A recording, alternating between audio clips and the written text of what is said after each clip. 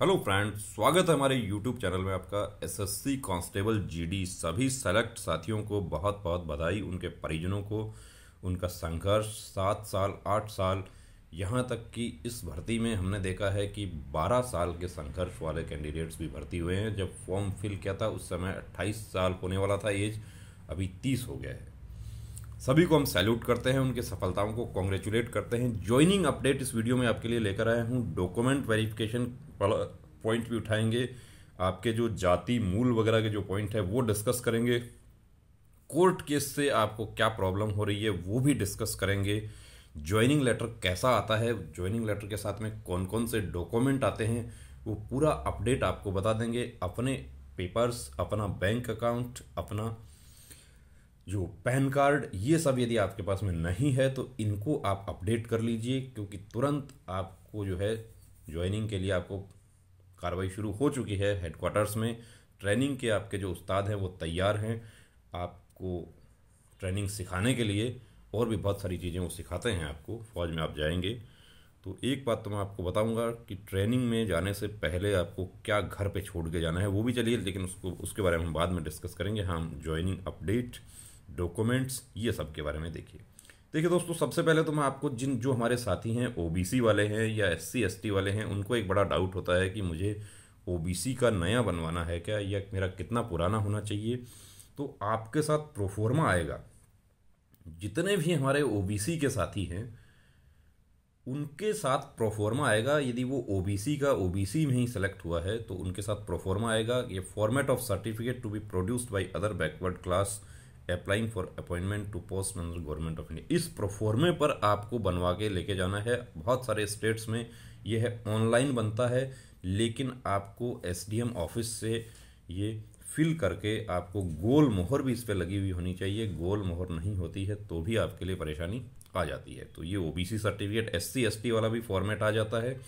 अब ज्वाइनिंग का जो प्रारूप है वो ज्वाइनिंग डॉक्यूमेंट्स का वो सभी फोर्सेस का अलग अलग है। जैसे कि सीआईएसएफ जो है वो नॉमिनेशन फॉर्म आपके साथ ही भेज देती है, आपको पूरा नॉमिनेशन तैयार करना है। सीआरपीएफ भी नॉमिनेशन फॉर्म भेज देती है। बीएसएफ नॉमिनेशन फॉर्म नहीं भेजती है, बीएसएफ नॉमिनेशन फिल करवाती है। करेक्टर सर्टिफिकेट जो है वो कुछ लोग एसडीएम का मांगते हैं, कुछ बीएसएफ वगैरह जो है वो गस्टेड का करेक्टर सर्टिफिकेट मांगती है। पुलिस वेरिफिकेशन, पुलिस थाने से आपको क्या बनवाना है, अंडरटेकिंग, ये सब के साथ आएगा। अंडरटेकिंग क्योंकि आपका मेडिकल जो है वो 1 साल लगभग होने चला जाएगा। 1 साल हो चुका है मेडिकल आपका ख़त्म हुए, जो फरवरी में मेडिकल लास्ट हो गए थे, तो 1 साल हो गया है। और मेडिकल जो है वो 1 साल ही वैलिड रहता है। 1 साल के बाद में वो मेडिकल की वैलिडिटी है वो जो फॉल्स हो गई। अब बहुत सारे कैंडिडेट्स हमारे ऐसे हैं कि क्या नॉर्मल मेडिकल होता है या हार्ड मेडिकल होता है। देखिए, ये मेडिकल बोर्ड का विवेक है कि वो आपका कैसा मेडिकल करे, लेकिन 1 साल आपको हो चुका है तो आपका कंप्लीट मेडिकल जो है वो होने का नियम है।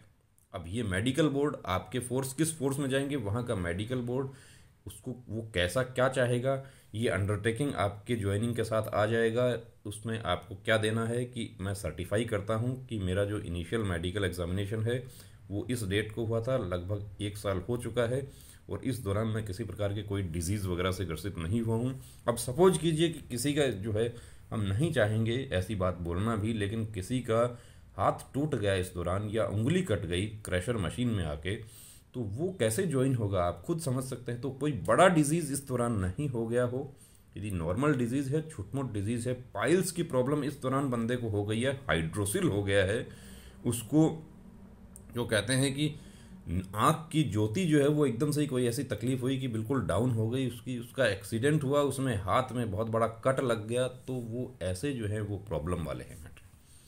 अंडरटेकिंग के साथ ही आपको एक चीज़ और मिलेगा कि मेडिकल सर्टिफिकेट आपको एक छोटा सा बनवाना होगा डॉक्टर से। ये एक्चुअली देखिए ट्रेड्समैन का ये है, तो लेकिन आपका कांस्टेबल जीडी इसमें लिखा हुआ आएगा। और मेडिकल सर्टिफिकेट आपको डॉक्टर से, सिविल डॉक्टर से, गवर्नमेंट डॉक्टर से आपको लेके जाना पड़ेगा निश्चित रूप से। ये अंडरटेकिंग हो गया। ये ज्वाइनिंग देखिए दोस्तों कैसा आपका आएगा ज्वाइनिंग। ये आपका ज्वाइनिंग इस तरीके का आएगा। कहाँ से जारी होगा? पंजीकृत डाक द्वारा। तो जो हमारे साथी डर रहे हैं कि मेरा गांव में झगड़ा चलता है, मेरा ज्वाइनिंग कहीं कोई छुपा नहीं ले, या मेरा पिन कोड गलत हो गया है, या मेरा डिस्ट्रिक्ट गलत हो गया है, तो बता दूं आपको कि ज्वाइनिंग आपके जब जारी होंगे तो आपके पोस्टल एड्रेस जो है आपका उस पर आएगा। कुछ हमारे साथी ऐसे हैं जो सरकारी क्वार्टर में रहते थे उस समय, अब पिताजी की पोस्टिंग हो गई, ट्रांसफ़र हो गया, तो ज्वाइनिंग कहाँ आएगा? ज्वाइनिंग उस सरकारी क्वार्टर के एड्रेस पर आएगा और वो आपके वहाँ पे रिसीव नहीं होगा तो वापस लौट जाएगा। अब ये देखिए, इसमें आपको कंप्लीट लिखा रहेगा, हिंदी और इंग्लिश दोनों में लिखा रहेगा कि आरक्षक, अब ये कांस्टेबल जीडी होगा तो जीडी लिख जाएगा। पद के लिए आपके द्वारा आवेदन के संबंध में आपको सीमा सुरक्षा बल में या एसएसबी में, सीआरपी में, असम राइफल में 5200 आपका जो पे बैंड होगा वो पूरा इसमें लिखा रहेगा। केंद्रीय 7वें वेतन आयोग में मैट्रिक्स प्रतिमाह अन्य भत्तों के साथ कांस्टेबल आरक्षक जनरल ड्यूटी के पद पर अस्थायी तौर पर प्रस्ताव दिया जाता है। देखिए 2 वर्ष तक आप अस्थायी होते हैं, ये प्रोबेशन पीरियड होता है किसी भी सरकारी जॉब में। इस दौरान आपका यदि कार्य संतोषजनक नहीं पाया जाता है तो आपको घर का रास्ता दिखा दिया जाता है। उपरोक्त पद पर आपकी नियुक्ति निम्नलिखित शर्तों एवं प्रतिबंधों के अधीन होगी। अब यदि आप बीएसएफ में आते हैं तो आप सीमा सुरक्षा बल अधिनियम एवं सीमा सुरक्षा बल नियम, केंद्र सरकार के अन्य आदेशों तथा समय समय पर जारी किए गए नियमों एवं विनियमों द्वारा नियंत्रित होंगे। यदि आप एसएसबी में जा रहे हैं, एसएसबी एक्ट आप पे लागू हुआ, सीआरपीएफ में जा रहे हैं, सीआईए, सभी फोर्सेस के अपने अपने एक्ट हैं, उनके अपने अपने कानून हैं और उन कानूनों की अपनी अपनी सज़ा है। अभी तक आप एक ही जेल आप जानते थे, जो जेल जो होता है केंद्रीय कारागार या जेल विभाग, लेकिन अब फौज में जाने के बाद में आपको दूसरा जेल भी आप जानने लगेंगे और वो जेल होता है क्वार्टर गार्ड।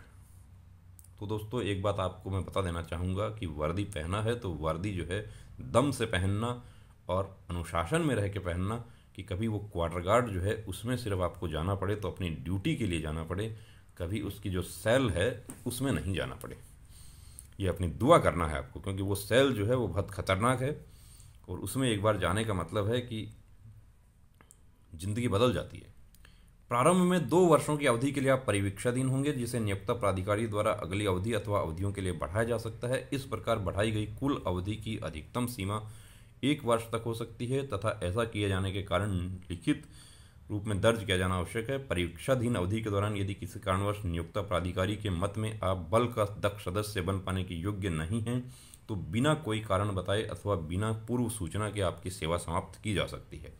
अब जो कोर्ट केस वाले हैं हमारे साथी कि मेरे ऊपर मारपीट का मुकदमा दर्ज है, मेरे ऊपर नकल करने का मुकदमा दर्ज है या मेरे ऊपर दहेज का मुकदमा दर्ज है,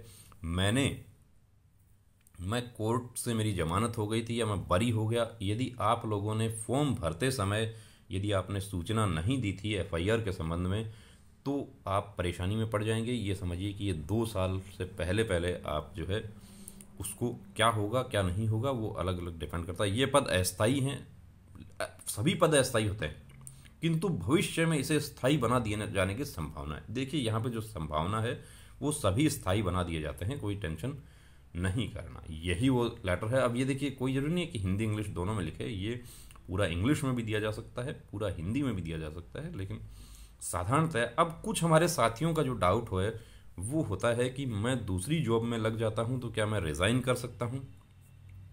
उसके बारे में बता देता हूं। देखिए आप बिल्कुल रिज़ाइन कर सकते हैं, या सर मैं नहीं करना चाहूं तो क्या मुझे छोड़ने देंगे? बिल्कुल छोड़ने देंगे, आप जाइए, छोड़ के सम्मानजनक तरीके से जाइए, घर से वहाँ से भाग के नहीं चले जाना। भाग के जाने वाले के 2 वीडियो मैं नीचे डिस्क्रिप्शन में लगा रहा हूँ, वो आप सुन लेंगे। और आप लोगों को जो डाउट होता है कि हम कॉल पर बात करने का चार्ज क्यों लेते हैं, वो आपका पूरा डाउट क्लियर हो जाएगा। जो पूरे दिन मगजमारी नहीं सह सकते हम।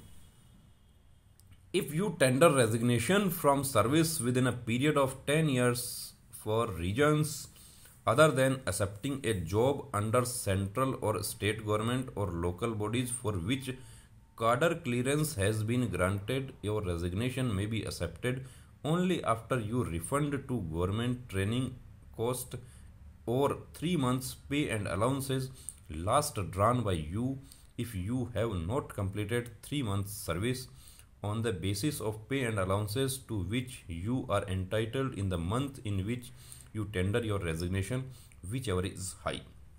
अब यहाँ पर इसका मतलब आपको बता देता हूँ कि यदि आप सेंट्रल गवर्नमेंट या स्टेट गवर्नमेंट या लोकल बॉडी की किसी दूसरी सर्विस में आप ज्वाइन कर रहे हैं जिसके लिए आप कैडर क्लियरेंस यानी आपने फॉर्म भरने के लिए भी अनुमति ली थी और आपको अनुमति मिल गई थी, तो आपको पैसा नहीं देना पड़ता है नौकरी छोड़ने का। सपोज कीजिए कि आप अभी सिपाही हैं और आप CAPF सब इंस्पेक्टर में भर्ती हो जाते हैं, लेकिन उसके लिए आपने अनुमति लेके आपने आवेदन किया था, या राजस्थान पुलिस में आपने अनुमति लेके आवेदन किया था, या ये भी इसमें एक क्लोज आ जाता है कि राजस्थान पुलिस में आपने आवेदन किया है, तो क्या आप ज्वाइनिंग से पहले आवेदन किए हैं? ज्वाइनिंग से पहले आवेदन किए हैं तो ज्वाइनिंग के समय भी आप उसकी एक कॉपी लगा दीजिए साथ में।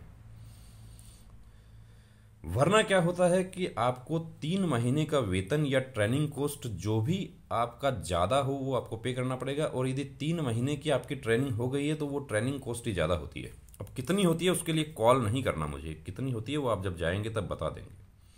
अब आपको कौन कौन से डॉक्यूमेंट्स आपको चाहिएंगे वो बता देता हूँ। सर्टिफिकेट, कौन कौन से आपके डॉक्यूमेंट्स लगेंगे वो यहाँ पर आप देख सकते हैं। आपके लगेंगे, देखिए, certificate of education and other technical qualifications, experience. अब एक्सपीरियंस तो आपका ट्रेड्समैन में होता है, सिपाही में नहीं होता, GD में। तो आपके एजुकेशन के और टेक्निकल सपोज कीजिए आपने ITI किया है, आपने इलेक्ट्रीशियन से ITI किया, तो उसका भी आप साथ में डॉक्यूमेंट लेकर जाना अपना और वहाँ लगा देना। आपने कंप्यूटर कोर्स किया है वो लगा देना है, आपने प्लम्बर का कोर्स किया है वो लगा देना है, आपने सपोज कीजिए कि आपने इंटीरियर डिज़ाइन का भी आपने कोर्स किया है तो वो भी आपको लगा देना है, या आपके पास एक्सपीरियंस है कि आप किसी कंपनी में आप काम करते थे, आप अकाउंट्स का काम करते थे, आपने BCom किया हुआ है, तो वो भी आप लगा सकते हैं साथ में। क्योंकि उससे क्या होगा कि आपको GD की ड्यूटी के साथ साथ आपको दूसरी ड्यूटीज़ भी आपको मिल जाती हैं। मैट्रिकुलेशन का एज के लिए आपको चाहिए character certificate from 2 gazetted officers in prescribed format आपके साथ में आएगा। Certificate of the prescribed format issued by notified competent authority. अब ये OBC SC ST के जो हैं उसका भी फॉर्मेट आएगा वहाँ पे, उसमें भी आपको टेंशन नहीं करनी है कि मेरे पास पुराना है, मेरे पास 2 साल पुराना है, मेरे पास 6 महीने पुराना है, मेरे पास ऑनलाइन है। फॉर्मेट आएगा, उस पर आपको SDM से या तहसीलदार से जैसा भी आपके स्टेट में एप्लीकेबल होता है वो बनवाना है। यदि आप सर्विंग हैं, गवर्नमेंट में हैं, सेमी गवर्नमेंट में हैं, तो आपको डिस्चार्ज रिलीज सर्टिफिकेट आपको लेकर जाना होगा। 5 पासपोर्ट साइज फोटोग्राफ्स आपको duly signed, duly attested by A gazetted officer. अब देखिए, 5 पासपोर्ट साइज फोटोग्राफ्स जो है वो duly signed by gazetted officer जो है वो आपको लेकर जानी है। और कौन कौन सा लेके जाना है आपको वो भी इसमें बता देते हैं। ये आपका ऐसा लिफाफे में आपका आएगा, स्पीड पोस्ट आएगा या रजिस्टर्ड आएगा, इसलिए आपको कतई डरने की जरूरत नहीं है। डाक विभाग वाला, पोस्ट ऑफिस वाला जो है उसको भी रोज फ़ोन करने की जरूरत नहीं है अभी।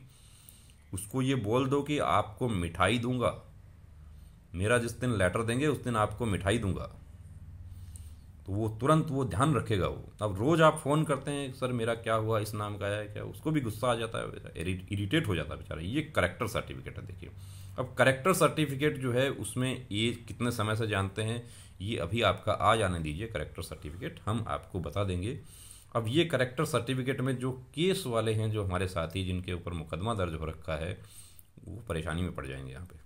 क्योंकि उसमें यदि ये गजटेड ने साइन तो कर, गजटेड तो साइन कर देगा, लेकिन SDM जो है वो साइन नहीं करेगा। उसके लिए आपको पुलिस का जो ऑनलाइन बनता है सर्टिफिकेट, वो आपको बिना बनवाए, या पुलिस थाने, कहीं कहीं SDM जो होते हैं वो पहले थाने को मार्क कर देते हैं, पुलिस थाने को, थाना इंचार्ज को मार्क कर देते हैं कि वहाँ से अब थाना इंचार्ज आपको केस यदि चल रहा है या आप गिरफ्तार हुए थे तो थाना इंचार्ज कैसे आपको लिख के दे देगा। ये करेक्टर का सर्टिफिकेट हो गया दोस्तों। ये मेडिकल सर्टिफिकेट, अंडरटेकिंग, ये पीछे हमने शो कर दिया। अब जो अपने डॉक्यूमेंट जो थे उसके बारे में बता दूं कौन कौन सा आपको लगेगा। डोमिसाइल जो है वो आपको देना होगा, डोमिसाइल सर्टिफिकेट आपका बिल्कुल लगेगा दोस्तों। रेजिडेंट सर्टिफिकेट, जो हमारे साथी ऐसे हैं कि दूसरे स्टेट से भर्ती हो गए, उनको यहाँ परेशानी आएगी, अभी मिठाई बांट दिया है और फिर वापस आ जाएंगे और फिर ये बोलेंगे कि मुझे कुछ भी, देखिए, झूठ बोलना पड़ता है, मतलब एक झूठ छुपाने के लिए 100 झूठ जरूर बोलने पड़ते हैं। मेडिकल सर्टिफिकेट फॉर्मेट अटैच हो गया। आधार कार्ड आपका लगेगा, पैन कार्ड लगेगा, copy of front page of saving banks in SBI। देखिए, बचत खाता आपका जो है SBI में आपका होना चाहिए, उसका चेकबुक भी आपके पास में होना चाहिए। आपको किसी प्रकार का टीए डीए नहीं मिलेगा ज्वाइनिंग पहली बार आप जाएंगे तो। क्योंकि ऐसा ना कि वेतन कितना मिलता है, वेतन इतना मिलता है और टीए डीए सब मिला के इतना हो जाता है, और ऊपर से भी करता है। कई हमें पूछते हैं सिली क्वेश्चन, देखिए कैसे पूछते हैं कि ऊपर से भी होता है क्या। ऊपर से होता है ना, गोलियां होती हैं ऊपर से, जितनी आपको चाहिए आपकी क्षमता है उतनी मिलेंगी। तो सिली क्वेश्चंस जो है उससे बचने के लिए हमें वो फीस जो है वो 50 रुपीज़ करनी पड़ी, वरना कस तो पूछते हैं बॉर्डर पर ऊपर से भी होता है क्या। देखिए कैसे बेशर्मी वाली बात पूछी जाती है। ऊपर से होता है ना, बॉर्डर पे गोलियां होती हैं, शेल्स होती हैं एक से एक। आप थोड़ा सा सर दिखाएंगे मोर्चे में, सर ऊपर निकाला, निकालता ही पट पट पट। तो ऊपर से खूब है दोस्तों, बारूद की कमी नहीं है ऊपर से। लेकिन जो और कुछ सोचते हैं ऊपर से, वो उनके लिए बहुत ही शर्मनाक है वो सोचना।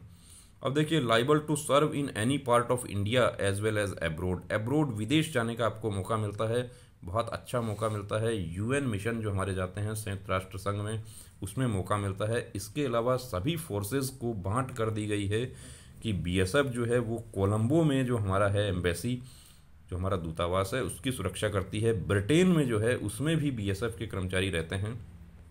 नेपाल में जो है हमारा, उसमें सीआईएसएफ की हमारी यूनिट सुरक्षा है। इसके अलावा इराक में जो है, इराक में, ट्यूनिस में, लीबिया में, वहाँ पर जो है हमारे सीआरपीएफ के लोग रहते हैं।